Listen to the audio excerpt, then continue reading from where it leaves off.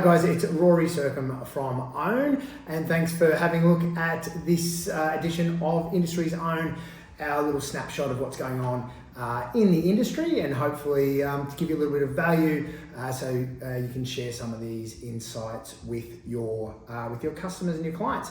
I'm joined today by Angela Gowans. Angela, welcome. Thank you. Angela is our brand new mortgage broker who's joined the team with her own very specific set of expertise. We'll jump back to Angela very, very soon.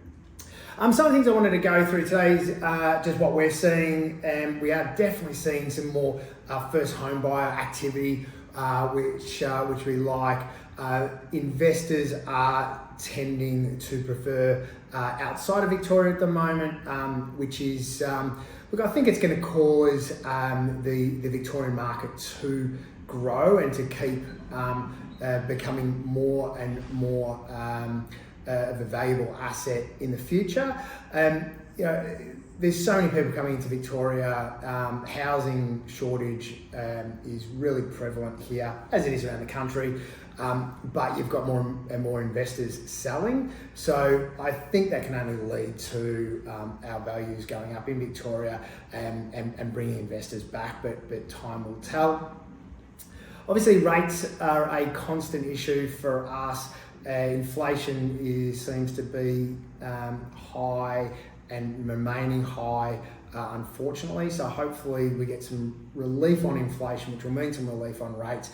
Again, time will tell. My crystal ball's unfortunately broken, so we're not exactly sure where that's going to go, but hopefully down sooner rather than later. But yeah, obviously that's not a great insight to anyone listening to this. That's just what the press is saying. Some interesting stuff happening, some interesting reporting around 30% of people are expecting to have a mortgage during retirement, which is a real shame and an unfortunate situation that we see. And that's certainly a massive focus of ours, to show people how to pay off their mortgage. So it's just, it is definitely a sign of the times when people are feeling that they're going to carry debt into retirement. And I think coupled with that, people are increasing their loan term. Cost of living is biting, as we all know.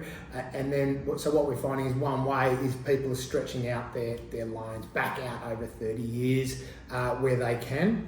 So ideally, the maths tells us don't do that. The maths says you're going to be stuck in that loan, obviously for a lot longer, and therefore you're going to pay a hell of a lot more interest. However, it's better to do that than to lose your home. So, that's the advice to clients. Number one is protect your home at all costs. If that means stretching your loan out for a short amount of time, let's do that. But then as soon as rates start coming off, let's have a conversation about ratcheting up your repayments as much as you can to get back that time where at all possible. But it's just a sign of the times when we're seeing people needing some of that pressure to be taken off, and unfortunately that just stretches out the term, or people going interest only, or a whole raft of different strategies that people have, which is fine, but let's just make sure we check back in on them once rates come off. Borrowing in super funds is something that we consistently are doing more and more of. Now we're finding that borrowing capacity is really stretched for a lot of people, and they are seeing that they've got borrowing capacity inside their super fund, so we're doing a lot more of that.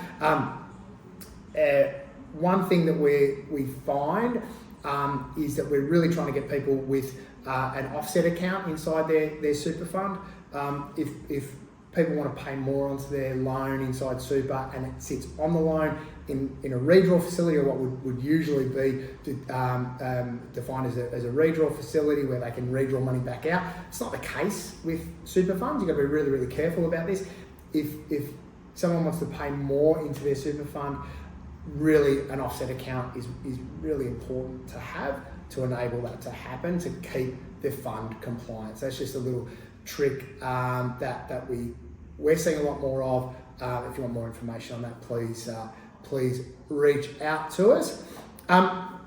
as I said, we've got Ange there, we've got another new hire in our property team, Mark Williams. We'll get Mark on these down the track, and he's doing some more traditional buyers advocacy type work. But Ange, welcome to the team. Thank you. Ange has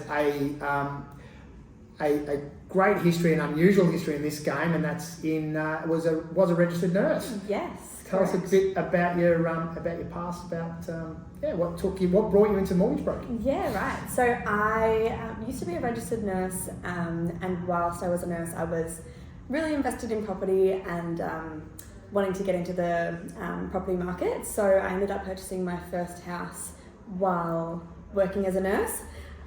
Was able to reap all the benefits of all my overtime, all my public holiday pay that I'd been racking up. As well as my tax-free income from salary sacrificing as well. So I was able to get into the market at the price point that I wanted, which was awesome. And then I realised that I loved the process so much that I thought maybe stepping away from nursing would be a good idea, given that it was COVID and unfortunately there was just a lot of negatives that outweigh the positives at that time. So I worked as a power broker for a little bit over a year and then have become a mortgage broker. So I'm really wanting to specialise in the healthcare space and work with as many nurses, midwives, doctors as I can to help get them into the property market too.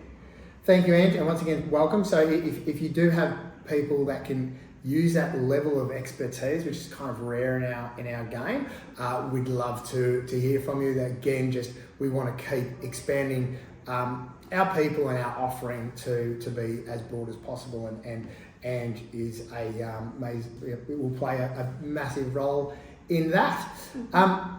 Thanks once again for taking the time to view this video. If you do have any topics that you'd like covered, we'd love to hear. But until next time, thanks so much. Thank you.